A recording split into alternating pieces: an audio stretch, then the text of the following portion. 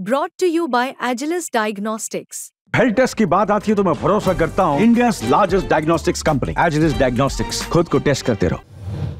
Sir, Sharad Pawar म्हणतात की 50% आरक्षण त्याची मर्यादा वाढवावी, ती 75% करावी आणि तसंच राहुल गांधी पण म्हणतात की लोकसभेत आणि राज्यसभेत आम्ही ती म्हणजे याचा अर्थ आता जी मागणी त्या ठिकाणी मराठा आंदोलक करत होते त्या मागणीला पवार साहेबांचं समर्थन नाही हे या बाबतीतनं स्पष्ट झालेलं आहे। कारण त्यांची मागणी वेगळी आणि पवार साहेबांनी सांगितलेलं वेगळं आहे।